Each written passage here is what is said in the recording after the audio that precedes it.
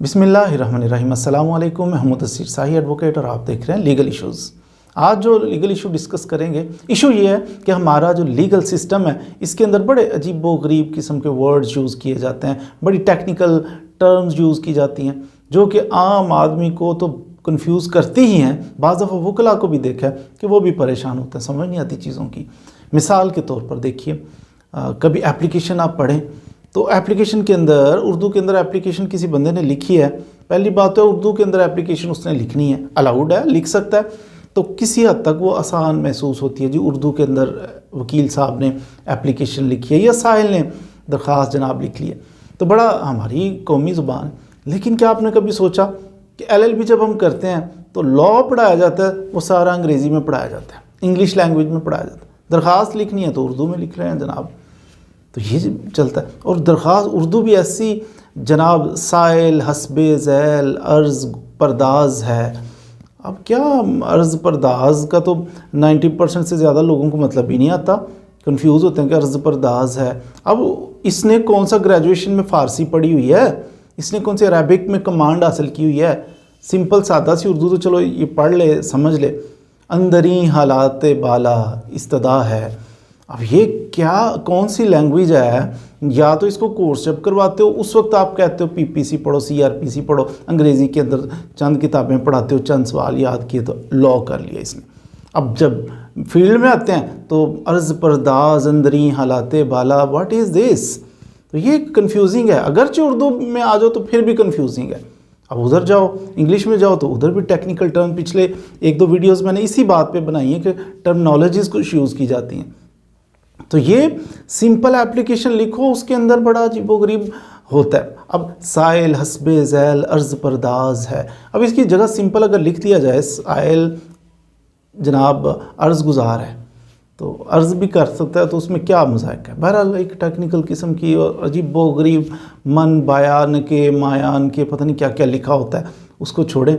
तो ये एप्लीकेशन, सादा एप्लीकेशन, उसके अंदर ही होता है।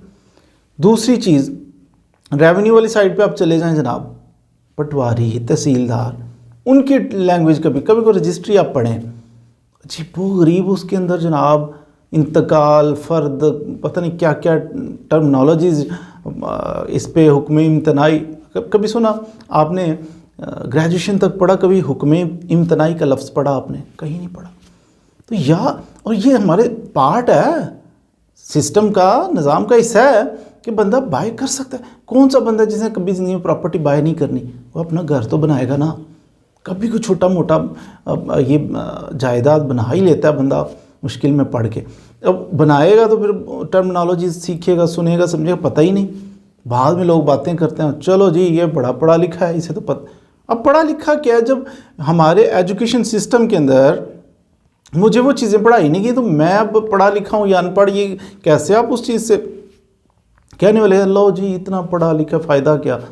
तो उसने बेचारे ने ये पढ़ा ही नहीं होता।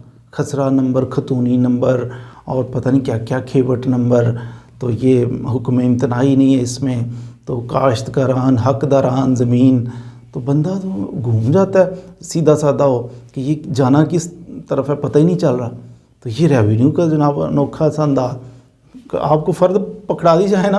बहरहाल हमने तो इस पे वीडियोस बना दी हैं, फ़र्द पढ़ने का तरीका कुछ ना कुछ सादा ज़बान में समझाने की कोशिश भी की है कि फ़र्द किस तरह पढ़नी है, इंतकाल किस तरह करवाना है। हम कोशिश कर रहे हैं ना, थोड़ा सा अपना रोल प्ले कर रहे हैं कि सिंप्लीफाई करने की कोशिश कर रहे हैं। तो लेकिन आपको फ़र्द पकड़ाई जाए, आप हैरान रह जाएंगे, यार ये क्या लिखा हुआ है, इसका मतलब क्या है? तो ये अजीबो गरीब सिस्टम को सिंप्लीफाई करने की ज़रूरत है। अब इससे कॉमन मैन, सादा आदमी बाज़ दफ़ा बड़ा वो ब्लैकमेल भी हो जाता है। पढ़ना ही नहीं आएगा तो समझेगा क्या? समझेगा नहीं तो यकीनन थोड़ी बहुत 19-20 हो जाएगी। 19-20 इन मामूली सी कमी बेशी हो गई तो चलो आप ब्लैकमेलिंग शुरू। नहीं जी आप ऐसा नहीं कर सकते, आप वैसा नहीं कर सकते। क्या पता उसको प्रॉपर्टी बाय की, मेरे एक जानने वाले ने, वाली साहब ने प्रॉपर्टी ख़रीद लिया जनाब, प्लॉट ख़रीद लिया, तो 20 साल बाद वाले साहब की डेथ हो गई है जी, हमारे नाम पे चढ़ा दें ये प्रॉपर्टी ताकि हम बेच सकें। अच्छा जी, वाले साहब फौत हो गए। 20 साल बाद जाके देखा, पता किया ये प्रॉपर्टी हमारे नाम पे लगा दें, वारसान के नाम। और नहीं जी ये इंतकाल नहीं हुआ था उस दौर में।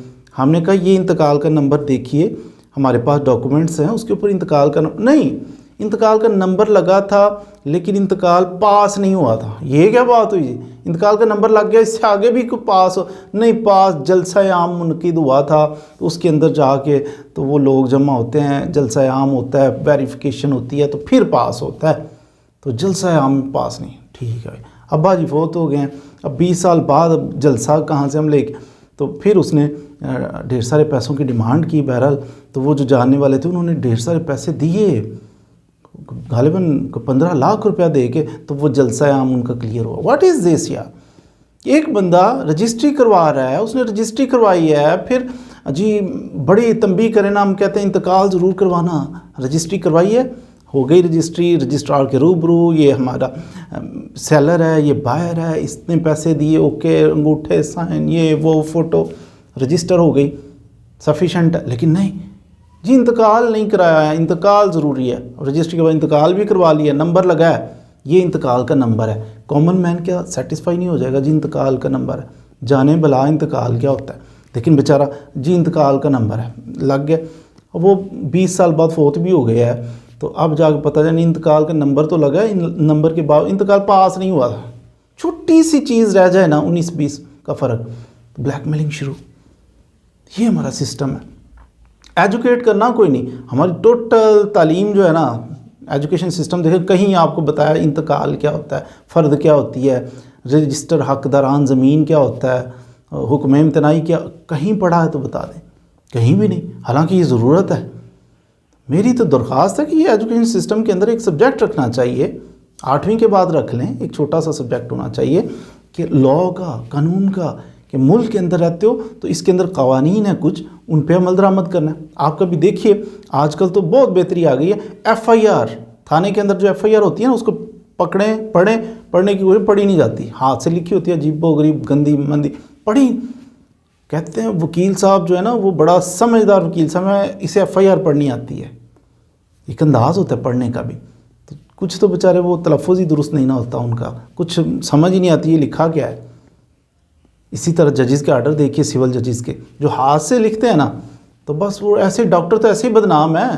कभी आप हमारे जजेस की हैंडराइटिंग तो देखिए, बाज़ दफ़ा मुझे महसूस है जैसे कसदन जानबूझ के वो गंदा मंदा लिखते हैं कि कोई दुश्मन ना पढ़ ले। तो ऐसी लिखाई हैंडराइटिंग होती है जनाब उनकी कि बंदा सोच में पड़ा। उससे आगे चलिए, आप मेडिकल करवाते हैं, हम क्रिमिनल केसेस के अंदर मेडिकल होता है, तो मेडिकल को आप कभी मुलाज़ा फरमाएं, वो तो ऐसे जैसे बहुत ही टफ काम है ना, पढ़ा ही नहीं, पता ही नहीं चला लिखा क्या है, ऐसे ऐसे जैसे किसी ने सुंडी को लगा के ना वो कोई स्याही तो छोड़ दिया पेपर पे, अजीबोगरीब किस्म का मेडिकल। तो ये कॉमन मैन कैसे पढ़ेगा, कैसे समझेगा? उसके हाथ में तो थमा दिया आपने मेडिकल, लेकिन उसे पता नहीं मेरे हाथ में है क्या। वकील साहब के पास लेके जाएगा, इल्ला माशाल्लाह कुछ वकील साहब समझदार होते हैं, वो पढ़ लेंगे, अदरवाइज़ वकील समझे ना समझे पूरा, तो क्या उससे बेनिफिट लेंगे हम। लेकिन थमा देते हैं हाथ में, ये लो जो, तो ये क्या है? यानी एक तो टेक्निकल लैंग्वेज, ऊपर से गंदी लिखाई, तो वो बंदा उस टुकड़े को लेके जाएगा कहाँ? सेम इसी तरह जनाब आप चलें कोर्ट के अंदर, जज साहब बात कर देते हैं, छोटा सा आर्डर बोल देते हैं, सुनने में कुछ समझ नहीं आती क्या बात की जज साहब ने, ऐसे ऐसे टेक्निकल किस्म के लफ्ज़ बोल देते हैं। वकला को समझ आ गई तो क्लाइंट्स मुंह तकते देख रहे हैं कि जनाब हुआ क्या है, पता नहीं। अजीब व गरीब किस्म का गैप है कि पाकिस्तानी हो, लैंग्वेज है हमारी, हम अंडरस्टैंड करना चाहें कोई चीज़, कोई कन्वे करना चाहें, हम पंजाबी में करते हैं, जो पंजाबी, कोई और लैंग्वेज जनाब बलोची में करता होगा, कोई पश्तो में करता होगा, हमारी मुकामी ज़ुबानें हैं ना, तो उसके अंदर हम कन्वे करते हैं, आपस में कन्वर्सेशन करते हैं। मुहज़्ज़ब लोगों ने जिन्होंने हमें एजुकेट करना है वो उर्दू लैंग्वेज में कर रहे होते हैं। आपस में हमारा मोड ऑफ कम्युनिकेशन कौन सी लैंग्वेज है जनाब? हमारी फ़लाँ फ़लाँ फ़लाँ फ़लाँ मादरी ज़ुबान है, हम उसमें करते हैं। हमने एजुकेशन लेनी है, किसी से कन्वे करना है, तो हमने मदर लैंग्वेज में करना है, पंजाबी में कर रहे हैं। हमें किसी ने कन्वे करना है जो हमसे बेटर हैं, अच्छे हैं, पढ़े लिखे लोग हैं, उन्होंने कोई स्पीच करनी है तो उर्दू में करनी है, हमें समझा रहे हैं। तो लेकिन अगर हम पढ़ना चाहें तो कवानीन तो वो अंग्रेज़ी में लिखे हुए हैं। तो ये अजीब गरीब खिचड़ी सी पकी हुई, बड़े बड़े अच्छे ब्रेन होते हैं हमारे पास, जो इस लैंग्वेज की वजह से ख़राब हो जाते हैं। तो हम उससे खातर का फ़ायदा नहीं उठा पाते। सिर्फ ये इंटेलिजेंट होते हैं, बड़े धना होते हैं, लैंग्वेज ऐसी मुसल्लत की जाती है अजीबोगरीब टर्मिनोलॉजीज़ के, वो बेचारे पीछे रह जाते हैं। कुछ रट्टा शट्टा लगा के कुछ आगे निकलते हैं तो उनमें ब्रेन कम होता है, तो अजीब सा सिस्टम हमारा बन जाता है। तो ये कुछ ऐसी खामियां हमारे निज़ाम के अंदर कि जो लीगल सिस्टम को पनपने नहीं दे रही, उसको कामयाब नहीं होने दे रही। वकला कंफ्यूज होते हैं कि ये हो क्या रहा है। FIR पढ़नी है तो वो मुसीबत, मेडिकल पढ़ना है तो वो एक आजमाइश, नीचे के जज साहब ने कोई आर्डर लिखा हुआ है वो बंदा हैरान, अब रेवेन्यू की तहसीलदार पटवारी के अजीबो गरीब अल्फाज। तो नए वकला तो बिलखसूस कंफ्यूज हो जाते हैं कि ये क्या हो क्या रहा है हमारे साथ। LLB में तो ये कुछ नहीं हमने पढ़ा, फिर वो कहते हैं नहीं प्रैक्टिकल कुछ और है, थ्योरी जो पढ़ी थी कुछ और है, प्रैक्टिकल कुछ और है। होता और नहीं है, लेकिन ये बस ये गैप है एक कि ये टर्मिनोलॉजीज़ जो सुनी ना देखी उर्दू लैंग्वेज में अजीबोगरीब किस्म की, तो ये बाज़ दफ़ा हमारे साइलिन को, हमारे क्लाइंट्स को कंफ्यूज करती हैं। वो बेचारे अंडरस्टैंड करने से कासर होते हैं, वकील साहब से रहनुमाई लेते हैं, बाज़ दफ़ा वकील साहब अच्छे तरीके से गाइड करते हैं, बाज़ दफ़ा टाइम कम होने की वजह से अच्छे तरीके से गाइड नहीं भी करते होंगे। तो ये आज की वीडियो जो है वो इसी टॉपिक पे थी कि हमारे लीगल सिस्टम के अंदर ये खामियाँ हैं कि अजीबो गरीब चीज़ों को अवॉइड करना है और कोशिश करें सिंप्लीफाई करें ताकि कॉमन मैन को इसका नफ़ा हो सके। अजीज़ वीडियोज़ के लिए हमारे साथ रही। Thank you very much.